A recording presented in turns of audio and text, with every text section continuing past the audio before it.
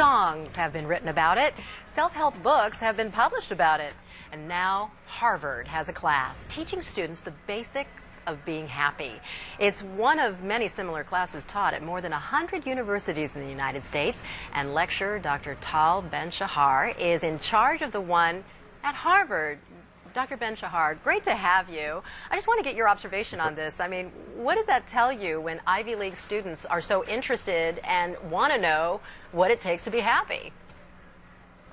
What it tells me is that they are human beings. We all want to be happy. But why is it so difficult, and why teach it at the highest levels of education?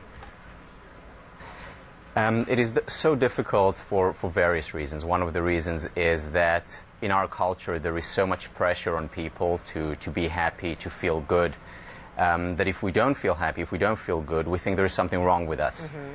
And this pressure to always feel good actually is counterproductive.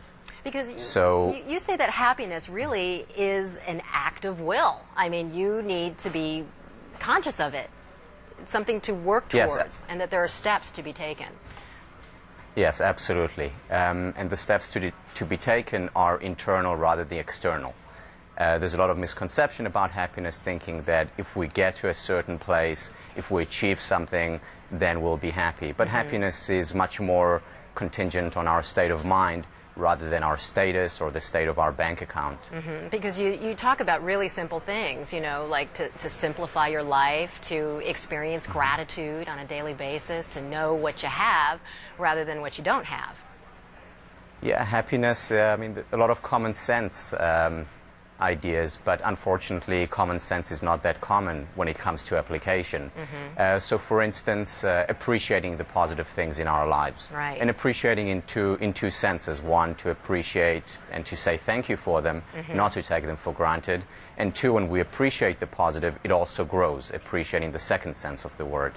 Because it's part of just being human. I mean, to accept in this very competitive world that we are just human is difficult to do. And I see it even in my toddler daughter. She, sometimes I'm worried that she's afraid to make a mistake. She wants to be a pleaser, and when she pleases, that makes her happy. But, I could see how this could be a weird pattern in life. Yes, that's right. And I think we can actually learn a lot from children. The way children learn how to walk is by falling. One of the main ideas that I repeat over and over again for myself and my students is learn to fail or fail to learn. You see, there's no coincidence that the most successful people throughout history have also been the people who have failed the most. And yet our culture looks down on failure, instead of looking at it as a learning opportunity. Yeah, as a step forward. So what makes you happy? My family, first and foremost.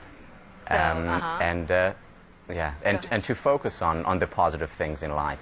Because, there's a backstory about you. You love teaching. I mean, but you're not in that competitive envelope at Harvard. You're not striving for tenure. You're actually you know yourself well enough to know what really makes you happy.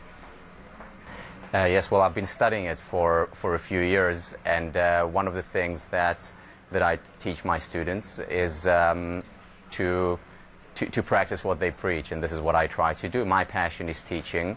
I'm more of a consumer of research rather than a producer, and this is what I do. All right, Dr. Ben-Shahar, I bet your parents, listen, that was a Freudian slip. Your students are going to really benefit from your course. Thanks so much. I hope so. Thank you.